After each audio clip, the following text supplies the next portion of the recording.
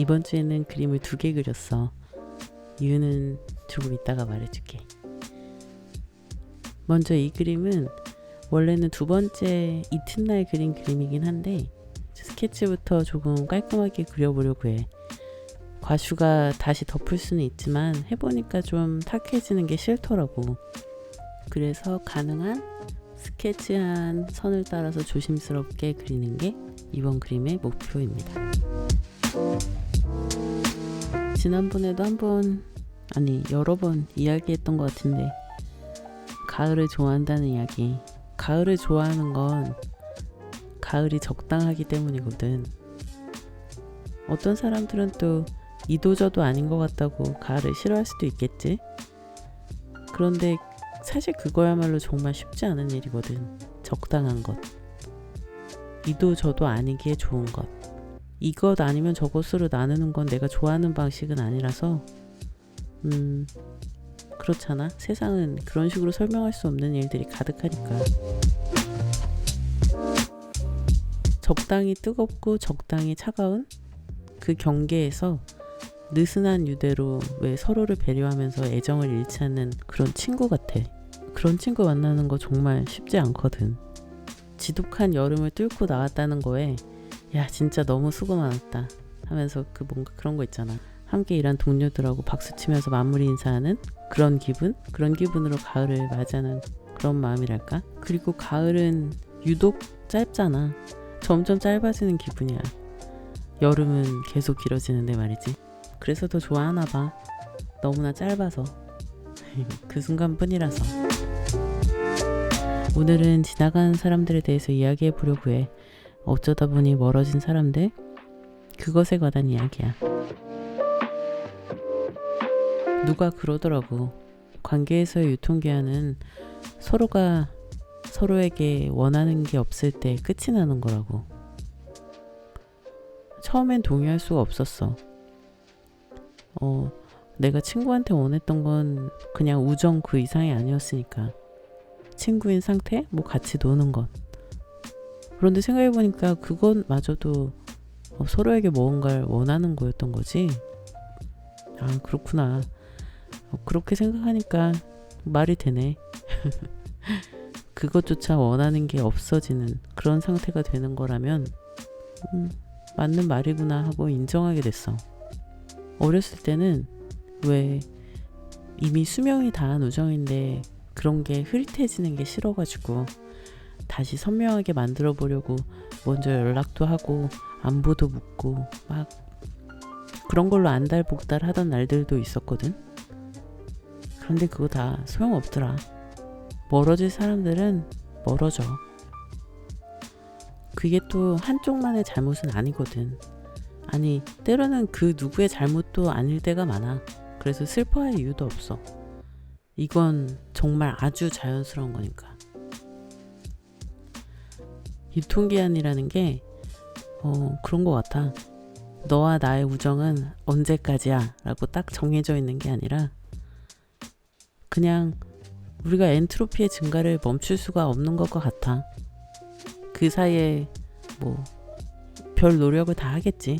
그 엔트로피를 감소시키려고. 약속도 잡고 가끔 만나서 놀고 막 옛날 이야기들, 옛날 추억들 소환하고. 그래도 서로가 변화하는 걸 멈출 수는 없어. 내가 아무리 혼자 그 자리에 머무른다고 해도 그런 거랄까? 뭔가 우리는 영원히 멈추지 않고 움직이는 컨베이어 벨트 같은 것 위에 앉아있는 거, 그런 거야. 그래서 내가 가만히 있으려고 해도 나는 어디론가 계속 움직이고 있고 그 사람들은 그 위를 뛰어가는 사람들도 있고 걸어가는 사람들도 있겠지. 그래서 계속 각자의 끝을 향해서 움직이게 되니까 한 방향으로만 서로 계속 나아가는 거지. 과거가 좋았다고 그 과거로 돌아갈 수 없는 것처럼. 뭐 적어도 아직까지는 그렇잖아. 뭐 시간 여행자들에 대한 증거 같은 게 나오고 있긴 하지만 그 이야기는 다음에 해보자. 재밌을 것 같네. 아무튼 그 누구도 이전의 상태로 돌아갈 수는 없는 거고 그게 자연스러운 거니까 지나간 인연들을 너무 안타깝게 생각하지는 말자. 덕분에 즐거웠으면 그걸로 되는 거야. 그런 기억들을 가끔 떠올리면서 아 진짜 재밌었는데 하면서 그걸 연료 삼아서 계속 살아가면 되는 거지. 그때 그 사람들이 있어서 덕분에 너무 재밌었다. 막막했던 순간들도 덕분에 잘 건너왔다. 그런 마음으로. 이런 것들을 어렸을 때 미리 알았으면 조금 덜 힘들었을 것 같아. 왠지는 모르겠지만 그냥 뭐 남자친구, 여자친구, 연인하고 헤어지는 것보다 친구를 잃는 게 더 속상했던 날들도 있었거든. 지금은 안 그래. 살다 보면 친구보다 더 중요한 것들이 생기거든. 뭐 그런가 보다 하고 넘기는 단계가 되는 거지. 이런 얘기가 좀 슬픈가? 아니야, 나는 이게 자연스러운 성장의 과정이라고 생각해. 누구나 또래 집단에서 벗어나는 단계가 반드시 온다. 뭐 시기의 차이일 뿐이야. 나는 그 마음에서 얼마나 빨리 벗어날 수 있느냐에 따라서 사람들하고 성숙한 관계를 이어나갈 수 있다고 생각해. 그러니까 다시 말하면 있을 때 잘해야 한다는 걸 빨리 깨닫는 거지. 그리고 또 그렇게 멀어지게 되어도 서로 놓아주어야 한다는 것. 내 마음이 아쉽다고 해서 붙잡아서는 안 된다는 걸 알게 되는 거지. 요즘 되게 신기하게 이 문장이 계속 눈에 밟히더라. 우리는 모두 망가졌고 빛은 그 틈으로 들어온다. 신기하게 어떤 책에서 읽고 나서 도서관에 갔는데 책 제목으로도 있는 거야. 그 책을 읽어보진 않았는데 내가 읽었던 책은 나는 정신병에 걸린 뇌과학자입니다 라는 책이었어. 이 책은 보는 내내 좀 괴로웠어. 책 제목에서 짐작했겠지만 글쓴이가 뇌과학자인데 뇌종양에 걸린 거야. 지금은 다행히 완치해서 잘 살고 계신 걸로 알고 있거든. 근데 그때 자기의 경험담을 생생하게 담고 있어. 나는 그 완치됐다는 걸 보고 읽고 나서 기대했던 게 그래서 전두엽이 축소되어 가는 걸 멈출 수 있는 방법 같은 것? 그런 게 있나? 그런 거였는데 물론 그런 건 아직 밝혀지지 않았어. 밝혀졌다면 뭐 이미 난리가 났겠지. 나는 뉴럴링크가 안전하게 개발되기만을 바라고 있을 뿐이야. 뭐 윤리적으로 그 의도대로 사람들을 돕는데 쓰이기만 한다면 사실 나쁠 것도 없잖아. 뭐 사람들이 걱정하는 킹스맨에서 이렇게 머리 막 폭파하는 그런 거 있잖아. 그런 일은 일어나지 않을 거야. 일어나지 않아야지. 혹시 그 뉴스 봤어? 왜 뉴럴링크에서 개발한 장치인데 시각장애가 있는 분들이 이 장치를 사용하면 시력을 되찾을 수 있는 장치를 뉴럴링크에서 개발했다고 하더라고. 그래서 그런 희망도 들더라. 어쩌면 치매나 파킨슨병 같은 것도 언젠가 정복될 수 있지 않을까? 트랜스휴머니즘의 위험성에 대해서는 잘 알고 있지만 뇌질환으로 돌아가신 분들을 곁에서 본 경험자로서 그런 게 빨리 개발이 되면 좋겠다라는 생각이 들어. 아니 왜 여기까지 왔는지 모르겠지만 그래, 우리는 모두 망가졌고 빛은 그 틈으로 들어온다. 거기에 적혀있는 문장은 그거였어. 우리는 모두 부서졌고 빛은 그 틈으로 들어온다. 이 정도 같은 맥락인 것 같아서 모든 관계가 다 그렇다라는 생각도 들고 그냥 모든 일들이 다 그렇지 않나 싶은 생각도 들어. 오늘은 어쩌다 보니 멀어진 관계에 대한 이야기를 해봤어. 다음에는 어떻게든 끊어내야 될 관계에 대해서 한번 이야기를 해볼게. 그리고 끝부분에 이전에 원래 영상으로 편집해서 올리려고 했던 그림이 있는데 왜 그 그림을 안 그리고 다시 또 다른 그림을 그려야 했는지에 대한 이유가 마지막에 나옵니다. 오늘 영상이 마음에 들었다면 구독과 좋아요, 알림 설정까지 부탁해. 영상을 만드는데 정말 큰 힘이 됩니다. 여기서부터는 그럼 음악을 틀어줄게.